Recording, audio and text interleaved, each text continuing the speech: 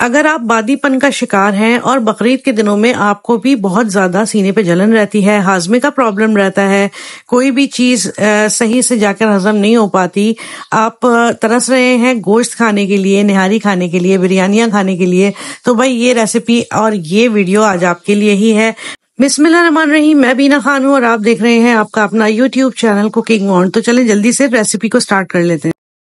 तो बिस्मिल्लाहिर्रहमानिर्रहीम से शुरू करते हैं। यहाँ पर मैंने लिया है 1 अदद बाउल, जिसके अंदर मैं शामिल करूंगी 1 कप के बराबर सिरका।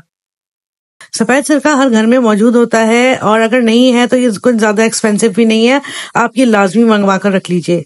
यहाँ पर साथ ही मैं कुछ कट कर रही हूँ सब्जियां, यानी सिर्फ प्याज और हरी मिर्चें। इनको मोटा मोटा चॉप कर लेना है और जनाब जब ये अच्छी तरह से कट हो जाएंगी हमारी तमाम सब्जियां, तो इनको रख देंगे हम साइड में। और हम सिरके में ऐड कर रहे हैं 1.5 टेबल स्पून के बराबर नमक।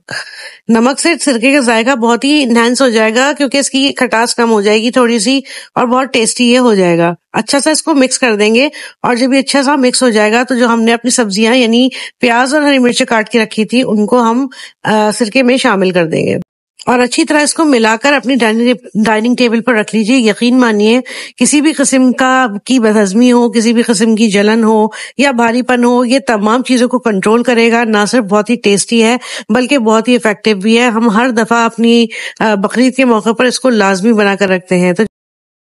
तो प्यारे व्यूअर्स, ये थी मेरी छोटी सी काविश। उम्मीद है आपको बेहद पसंद आई होगी। अगर आपको ये रेसिपी पसंद आई है तो अपने फ्रेंड्स और फैमिली के साथ इसको जरूर शेयर कीजिए और बकरीद में इस दफा इसको जरूर ट्राई कीजिए। चलती हूँ, फिर दुआओं में याद रखिएगा, अपना बहुत ख्याल रखिएगा। नई रेसिपी के साथ दोबारा आऊंगी। अल्लाह हाफिज।